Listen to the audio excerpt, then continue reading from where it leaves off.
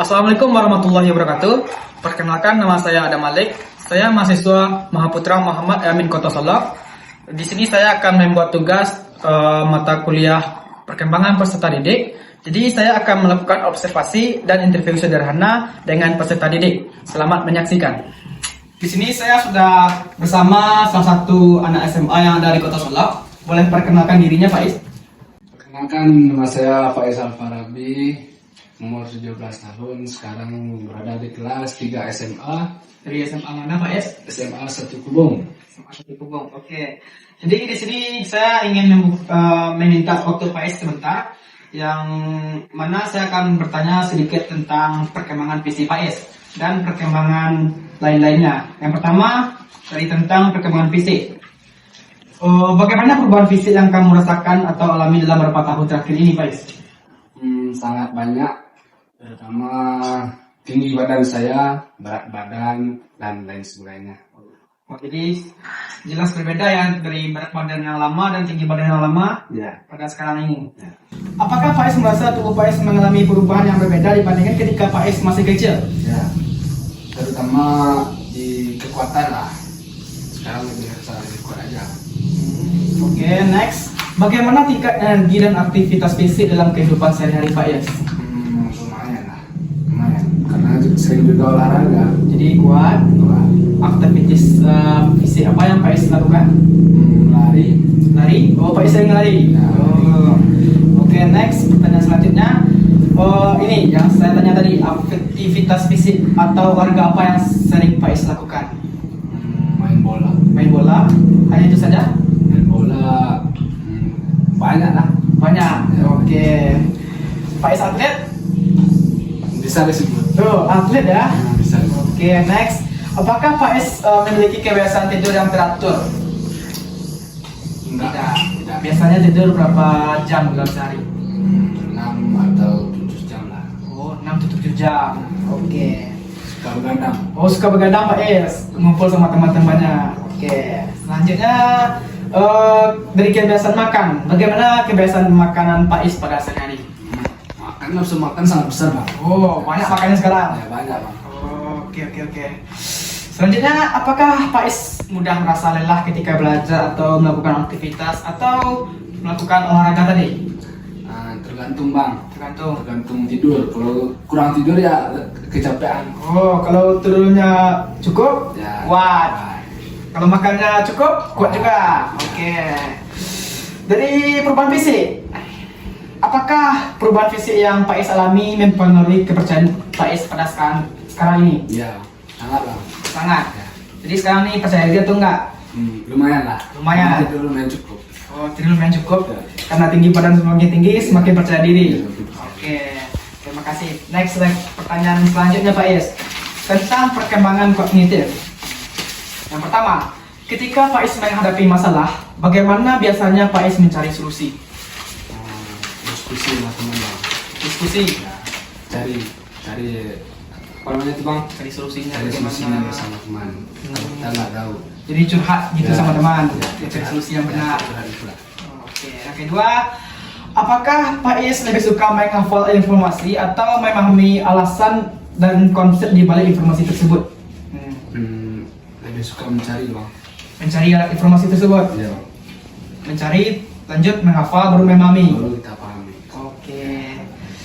Selanjutnya, apakah Faiz mampu memahami suatu masalah dari sudut pandang orang lain? Tergantung bang. Tergantung Orangnya. orangnya. Kenapa tuh Faiz? Kadang kan pemikiran setiap orang itu kan berbeda-beda kan. Ya. Kita lihat dari situnya aja. Oh, jadi setiap orang tergantung bagaimana kita menyikapinya. Ya. Oke. Next, apakah Faiz pernah memikirkan rencana atau cita-cita di masa depan? Begitu bang. Nah, bagaimana cara Faiz merencanakan hal tersebut? Jogging. Jogging. Ya. Kan saya mau jadi tentara bang. Oh, jadi tentara. Jadi abdi negara. Woi, jadi jalan-jalan halodeck ya? Ya. Nah, jadi sering-sering jogging, Sering latihan fisik. fisik. Selanjutnya, bagaimana cara Faiz mengambil keputusan ketika menghadapi pilihan yang sulit? Jalanin aja bang. Jalanin aja. Jalanin aja. Jadi kalau ada pilihan sulit nih, gimana nih? Nah, jalanin aja dulu. Oh, nggak tanya teman kek atau tanya orang tua? Ya itu juga. Tapi kan kita yang jalan, Bang. Oh, kita jalanin jadi hidup pilihan kita. Hidup kita pilihan kita. Kan kita nggak bisa satukan sama orang lain. Mantap Faiz. Oke, selanjutnya pada masuk perkembangan sosial Faiz. Yang pertama, bagaimana hubungan Faiz dengan teman-teman Faiz di sekolah? Ada yang baik, ada yang nendang. Oh, jadi nggak semuanya, Nggak semuanya hubungannya tuh baik. Ya, nggak semuanya damai lah. Nggak damai semuanya. Kan musuh nggak ada kan? Ada juga. Oke. Yang musuhan ada. Oh, oke. Yang kedua, apakah Faiz mudah berteman dengan orang baru? Udah. Mudah. Karena Nah, ya kayak gimana ya? friendly gitu. Ya, friendly. Lebih suka berteman banyak sama orang. Karena kita banyak teman, banyak pengalaman baru. Nah, kira-kira. Next, bagaimana cara Faiz menyelesaikan konflik atau perselisihan dengan teman? Ya, tergantung orangnya sih, Bang. Tergantung. Kalau orangnya mau bicara baik-baik ya baik-baik aja. Kalau mau berantem ya berantem. Nyeri anak muda sekarang ya. Oke, tapi sebaiknya kita selesaikan dengan baik-baik dulu, dengan kepala dingin, ya kan? Oke, selanjutnya, seberapa penting penerimaan teman bagi Faiz? Sangat penting, Bang. Sangat penting. Ya, Karena ya kan mana tahu besok-besok kita bakal butuh dia ya. jadi banyak teman, jadi kita kalau susah ada yang bantu Ada lah. yang bantu. Oke. Selanjutnya, apakah Faiz pernah harus menyesuaikan diri dulu agar dapat diterima oleh kelompok teman? Harus menyesuaikan diri dulu, Bang. Oh, jika Faiz mau masuk ke kelompok teman itu harus sesuaikan diri dulu Ya. baru dapat diterima.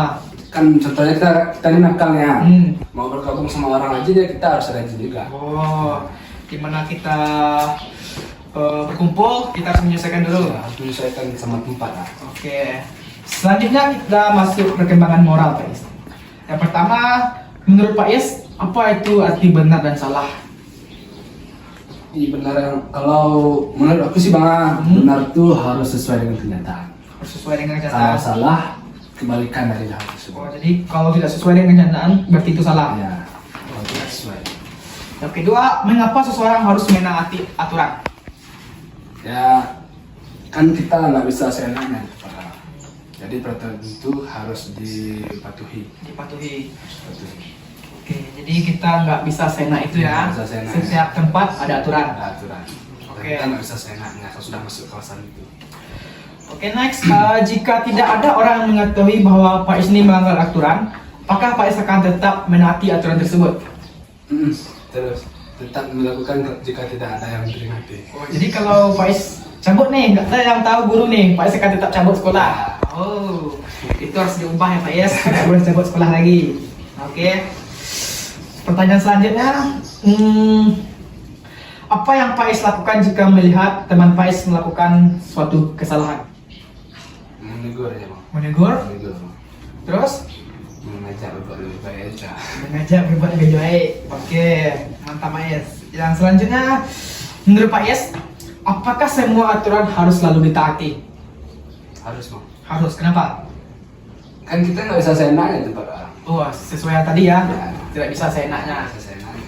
Tapi kalau ada kayak ada rasa malas gitu ya sekali-sekali nggak apa-apa. Ah, nggak apa-apa. Nggak harus anak muda, ya kan? kan? Anak muda, oke. Selanjutnya pada perkembangan emosi.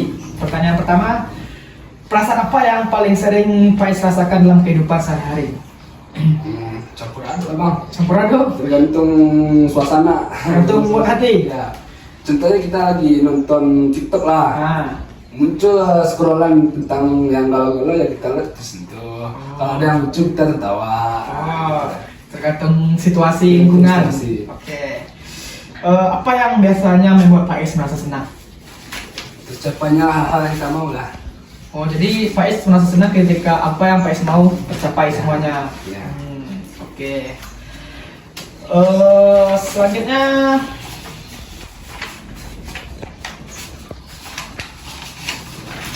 Selanjutnya, pertanyaan ketiga, apa yang biasanya membuat Faiz merasa sedih, kecewa atau marah? Kalau sedih banget, ya kayak hal-hal yang nggak kita hal-hal yang kita mau dan tidak kesampaian. Oh, tidak tercapai. Tidak tercapai. Ya sedih kita. Sedih lah. Kalau marah, Kalau marah kayak gimana ya? Ada orang usir aja, sentuh di kuping. oh, Marah. ada yang musuh baru marah. Ada musuh Oke. baru marah. Selanjutnya, bagaimana biasanya Pak Is menunjukkan perasaan ketika sedang marah atau kecewa? Lagi marah nih, gimana Pak Is menunjukkan perasaan Pak Is kalau Pak Is nih marah? Diam aja sih Pak. Diam? Diam. Diam salah satu cara Pak Is menunjukkan rasa marah Pak Is? Salah satu. Ada ngebentak kayak atau marah-marah nggak jelas, mukul meja apa kayak? Ada, tapi lebih banyak diam sih. Oh, diam ya. Ya, ntar dikira orang gila kalau marah-marah sih. Titik tertinggi marah adalah diam. Ya, diam. Oke. Apa yang biasanya Pak Is lakukan ketika menenangkan diri ketika sedang dalam keadaan emosi negatif? Misalnya lagi marah nih, bagaimana Pak Is cara menyelesaikannya? Menenangkan diri Pak Is? Diam atau enggak curhat ke orang. Curhat ke orang lain. Kalau kita kecewa ya, kalau enggak asal-asalnya nggak bisa dendam sendiri lah. Ya, kita curhat ke orang. Biasanya curhat kayak pada siapa tuh? Pada pacar? Sudah ada calon-calonnya nih? Udah lah. Oke.